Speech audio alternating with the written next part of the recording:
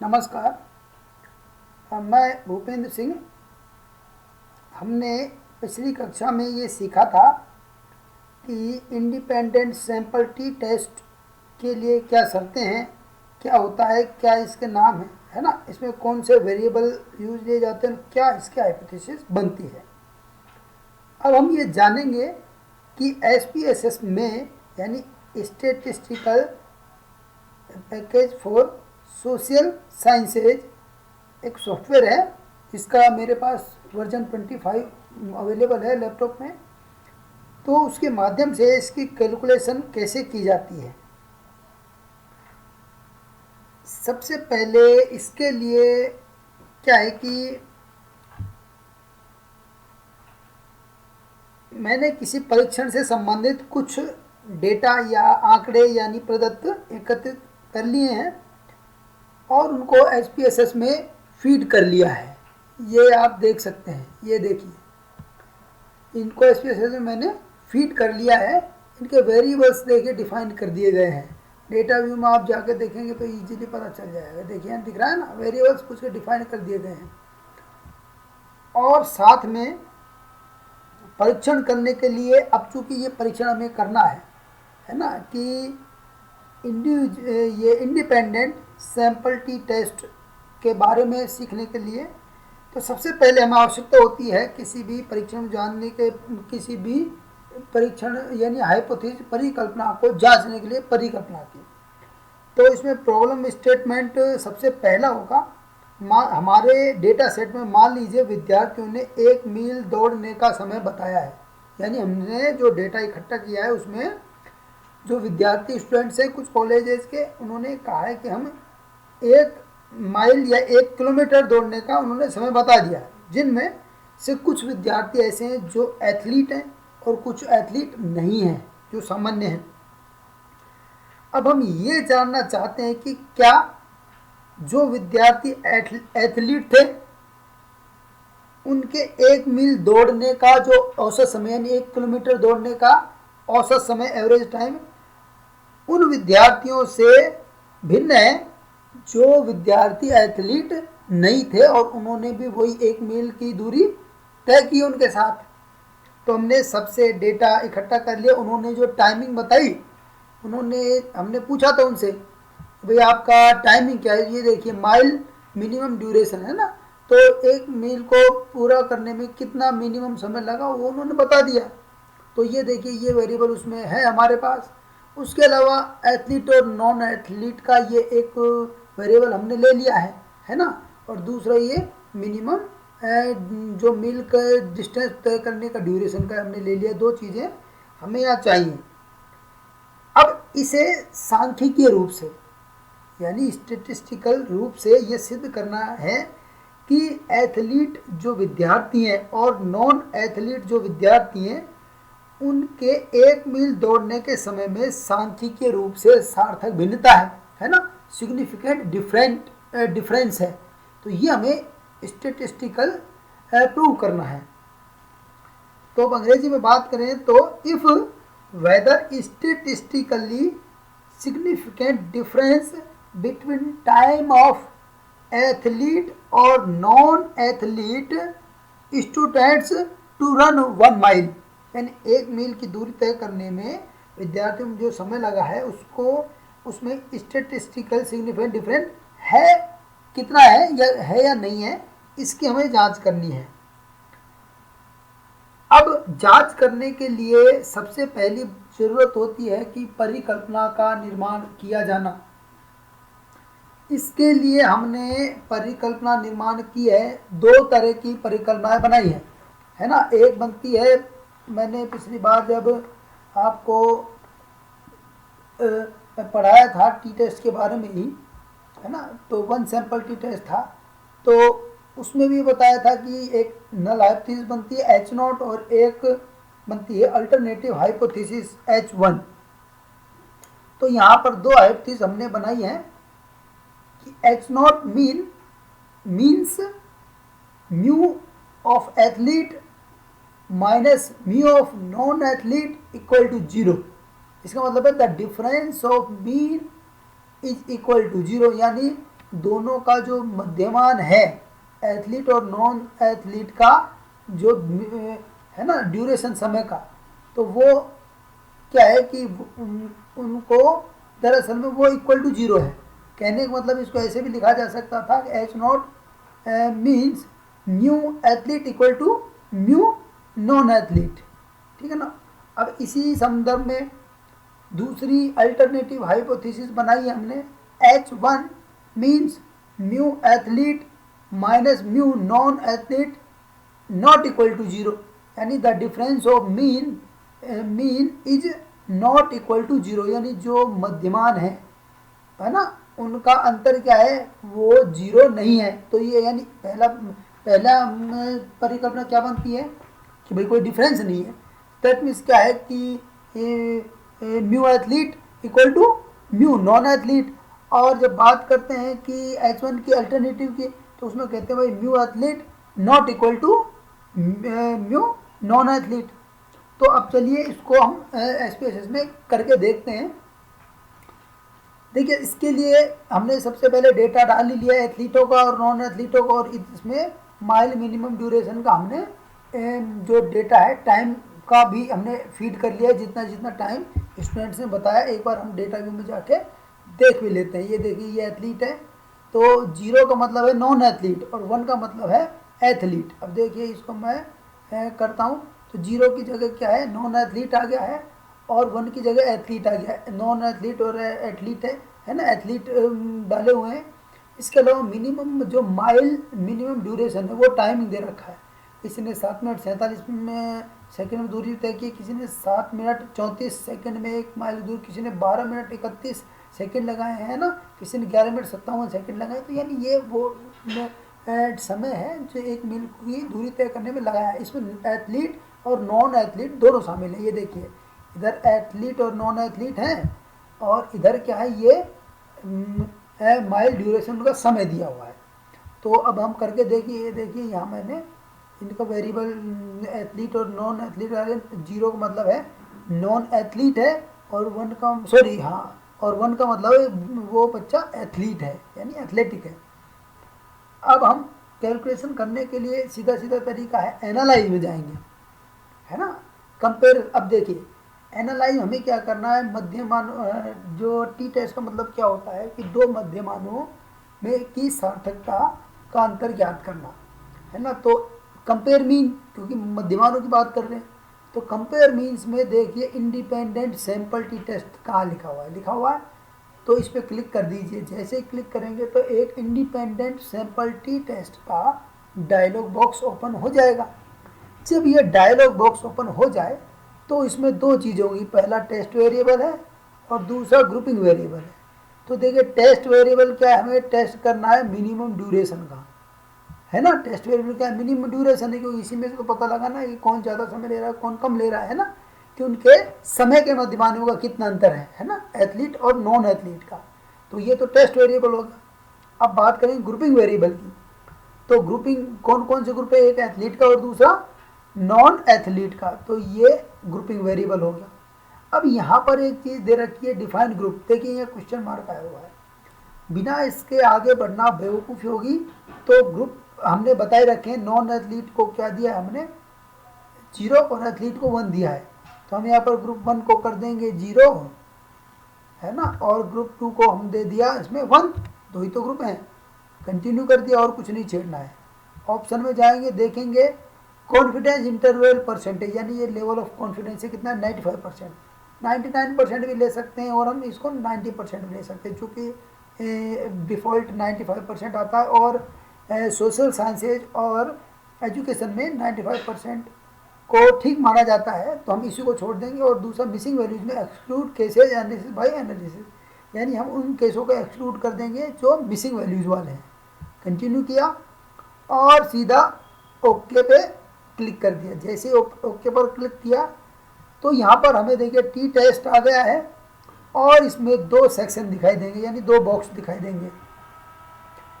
पहला है group statistics का और दूसरा है इंडिपेंडेंट सैंपल टी टेस्ट का। तो इसमें सबसे ज़्यादा इम्पोर्टेंट ये इंडिपेंडेंट सैंपल टी टेस्ट का ये जो बॉक्स है है ना, या ये सेक्शन ये बड़ा ही अहम रोल रखता है और बड़ा ही कीमती है। अब हम क्या करेंगे कि ये जो सेक्शन है ना, इस सेक्शन में अब हम कुछ चीज़ों को यहाँ पर देखनी पड़ती है ना, या जिन चीज़ों को हमें कैलकुलेशन में जिनका महत्व है, जिनसे पता चलेगा कि हमारा टी टेस्ट ये डेटा सिग्निफिकेंटली डिफरेंट है या नहीं है ना, या जो मीन्स हैं वो सिग्निफिकेंटली डिफरेंट है या नहीं है। तो उसके लिए हमें देखिए सबसे पहले क्या देखना है। सबसे पहले हम देखेंगे लेविन्स टेस्ट फॉर इक्वलिटी ऑफ वेरिएंसेज, ठीक है ना, यानी जो लेविन्स का टेस्ट है इक्वलिटी ऑफ वेरिएंस का है ना, तो उसको सबसे पहले हमें नज़र डालनी है, सबसे पहले इसी के रिजल्ट्स को देखना है। यहाँ पर दो चीज़ें, एक तो एफ लिखा हुआ है और सिग्निफिकेंट है, ये एफ रेशियो नहीं है, दरअसल में ये F is the test statistics of Levene's test, यानी ये लेविन्स के टेस्ट की टेस्ट स्टेटिस्टिक्स है ना, और सिग्निफिकेंट है ये एफ वैल्यू, यानी ये एफ यानी लेविन्स के टेस्ट की जो सिग्निफिकेंट वैल्यू है ना 102.975, ये सिग्निफिकेंट है 0.000, यानी ये पी वैल्यू है। तो पी वैल्यू कितनी होनी चाहिए, पी लेस देन 0.05। अब ये तो 0.01 से भी कम है, तो कहने का मतलब ये है कि 0.01 से पी की वैल्यू जब कम होती है तो हम क्या करते हैं, नल हाइपोथेसिस को हमेशा रिजेक्ट कर देते हैं। यदि ये वैल्यू p 0.05 से सिग्निफिकेंट वैल्यू, इसी को p वैल्यू बोला जाता है, यदि ये वैल्यू 0.05 से ज़्यादा होती, यहाँ 0.06 या 0.7 होता है ना, 0.06 या 0.7, तो क्या मानते हैं, फिर उसको हम एक्सेप्ट करते हैं। तो कहने का मतलब ये है कि ये हाइपोथेसिस, चूँकि ये वैल्यू पी वैल्यू है या सिग्निफिकेंट वैल्यू है, ये लेस देन है 0.05 के, तो कहने का मतलब ये हाइपोथेसिस को क्या हुआ, हमने जो नल हाइपोथेसिस थी है ना, उसको हमने रिजेक्ट कर दिया। कौन सी नल हाइपोथेसिस को रिजेक्ट किया, the differences of mean is equal to 0, यानी जो म्यू एथलीट्स का था equal to mu non athlete का था, ठीक है ना। तो इसका मतलब ये है कि ये हाइपोथेसिस हमने रिजेक्ट कर दी है, या mu athlete minus mu non athlete equal to 0 एक ही बात है, दोनों चीज़ें लिखी जा सकती हैं। तो कहने का मतलब ये हुआ कि here p less than 0.05, therefore we reject the null hypothesis that the difference of means is equal to 0। तो ये हाइपोथेसिस हमने रिजेक्ट की। तो अब चूंकि ये रिजेक्ट की तो पास क्या हुआ, इसका पास का मतलब ये हुआ जो दूसरी अल्टरनेटिव हाइपोथेसिस थी कि the mean differences of mean is not equal to 0, वो पास हो गई। तो इसका मतलब है सिग्निफिकेंट डिफरेंट तो है ना। इस अच्छा, अब इसको दूसरे तरीके से क्या लिख सकते हैं, that the time of athlete is significantly different than the time of non athlete, यानी मीन टाइम की बात कर रहा हूँ यहाँ पे, है ना, एवरेज टाइम ही चलेगा। तो यानी मीन टाइम है जो एथलीट का है वो सिग्निफिकेंटली डिफरेंट है किससे, mean time of non athlete से। अतः अब हम क्या करेंगे, सेक्शन 2 में इक्वल वेरिएबल, अब देखिए अब इसका मतलब क्या हुआ कि वेरिएंसेज इक्वल नहीं है, क्योंकि जो एथलीट का मीन है वो नॉन एथलीट के मीन के बराबर नहीं है। तो इसका मतलब क्या हुआ, सेक्शन 2 में अब देखिए हम क्या देखेंगे कि चूंकि जब ऐसी बात है, जब मीन क्या है कि ये इसमें क्या है, टेस्ट इक्वल टू वेरिएंसेज, तो देखिए दिया हुआ है इक्वल वेरिएंसेज एज्यूम्ड और इक्वल वेरिएंसेज नॉट एज्यूम्ड। तो चूंकि हमारा क्या है, इक्वल वेरिएंस तो है नहीं, क्योंकि जो mu athlete equal to mu non athlete नहीं है। तो इसका मतलब क्या हुआ, हमें वैल्यू कौन देखिए, नीचे वाली है ना, ऊपर वाली वैल्यू का हमें नहीं देखना, हमें क्या देखना, इक्वल वेरिएंसेज नॉट एज्यूम्ड। तो ये वैल्यू हमें काम आएगी। ये इसका मतलब समझ में आ गया, इक्वल वेरिएंसेज कब, जब हमारा value mu athlete equal to mu non athlete यदि ये बड़ा होता तो, लेकिन अब हमें क्या आ रहा है कि mu athlete not equal to mu non athlete है, तो इसका मतलब इक्वल वेरिएंस है जीरो, इक्वल वेरिएंस है नहीं तो इक्वल वेरिएंस नॉट एज्यूम, तब हम क्या है इस वैल्यू को लेंगे। तो ये सेक्शन तो लेविन्स का हमें ये बता रहा है कि हमें कौन सा वेरिएंस चूज करना है। तो ये इसका तो रोल यहाँ पे खत्म हो गया लेविन्स टेस्ट का, है ना, क्योंकि ये Levene's test of equality of variance है जो इक्वल वेरिएंस का था।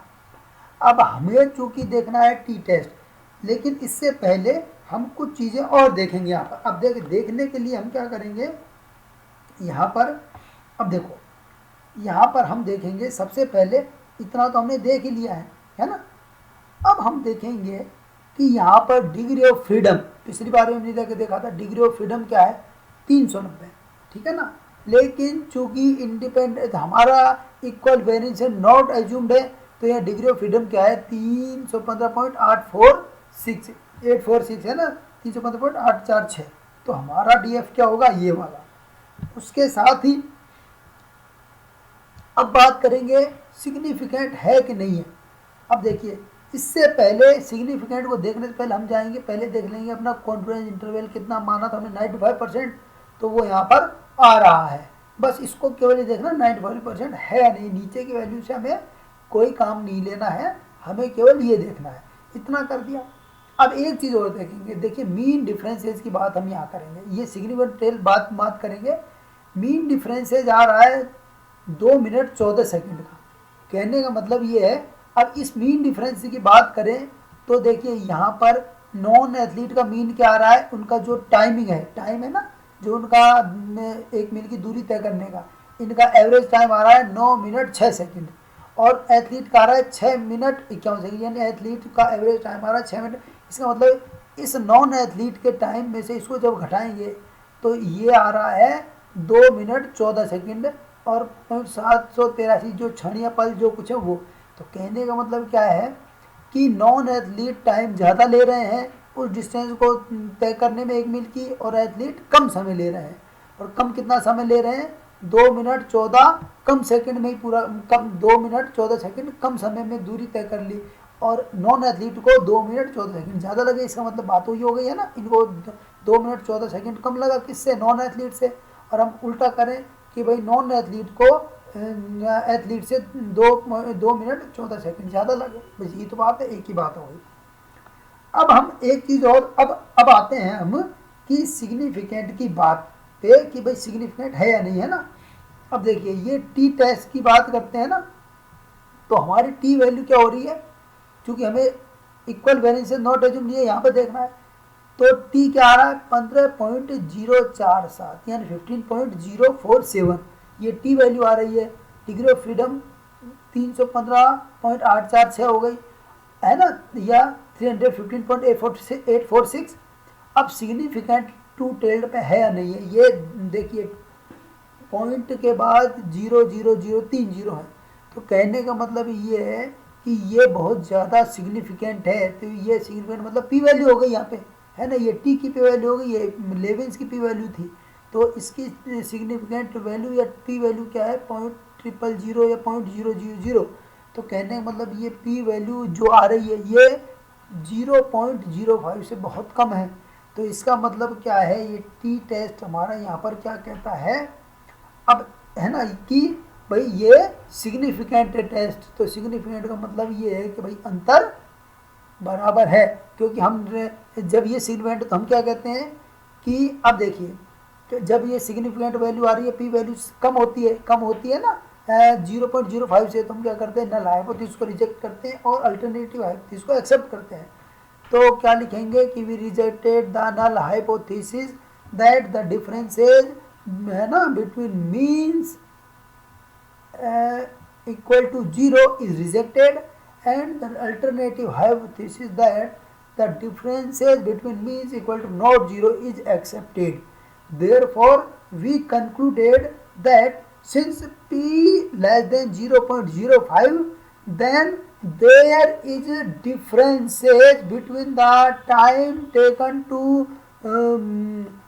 क्या नाम से to attend distance of 1 mile by the athlete और नॉन एथलीट स्टूडेंट्स। यानी कहने का मतलब है कि एथलीट और नॉन एथलीट जो विद्यार्थी हैं उनकी 1 मील की दूरी तय करने में उनके है ना जो एवरेज जो समय लगता है, उन एवरेज या मध्यमान जो मीन टाइम होता है, उन औसत समय में या मीन या मध्यमान वाले समय में सार्थक अंतर पाया जाता है। अब सार्थक अंतर है ना, तो अब हम लिखेंगे कैसे कि the independent sample test section discloses opines that there is mean difference given 2 minutes 14 seconds, है ना।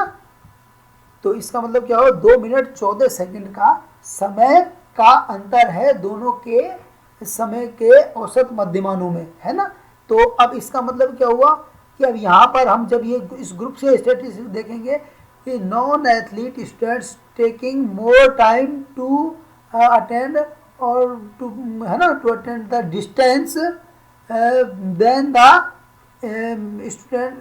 एथलीट स्टूडेंट्स एथलेटिक स्टूडेंट्स, है ना।